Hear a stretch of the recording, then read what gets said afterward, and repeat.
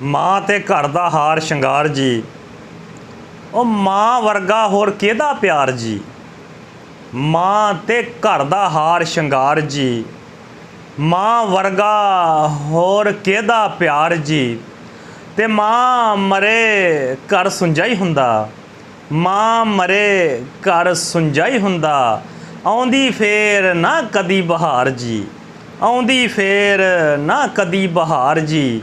ओ माँ ते घर दा हार शंगार जी। एक होर सुबह लैके मक्खन जट तुहाडी खिदमत च हाज़र आ।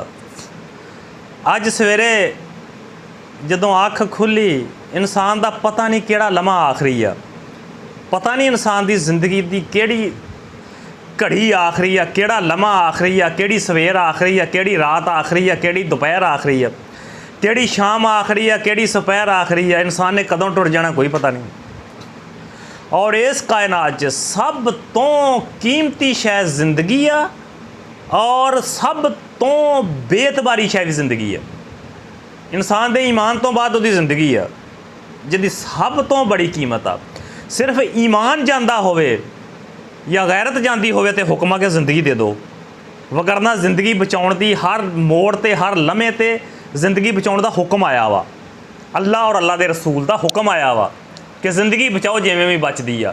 सिर्फ अगर ईमान जांदा होवे या गैरत जांदी होवे, क्योंकि ईमान ते गैरत जुड़ी हुई दो चीज़ां वां, ये अलग-अलग नहीं है, लाजम मलजूम आ।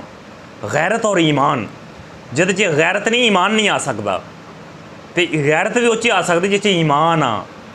अगर गैरत ते ईमान दा खतरा पै जाए तो हुक्म जान दे दिओ, वगरना हर मामले च जान बचाउण दा हुक्म आ।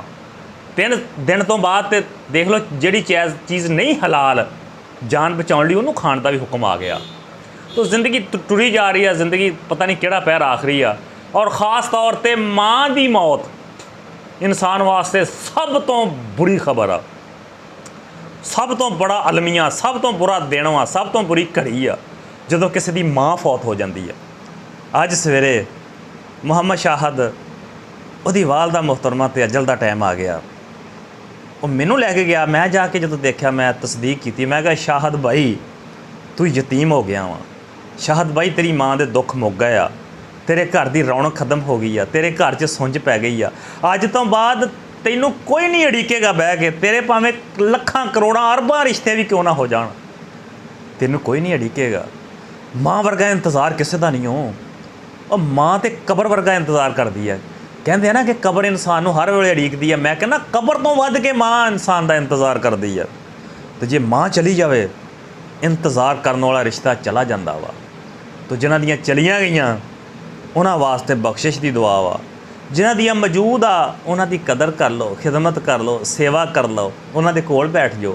हज़रत इमाम अली मुकाम दा फरमान आ कि अपना फारग टाइम माँ की सोबत च गुजारिया करो, बाप की सोबत च गुजारिया करो, क्योंकि ये वक्त मैदान हशर च तुहाडे ते दोज़ख के दरम्यान ढाल बन जाएगा, फासला बन जाएगा।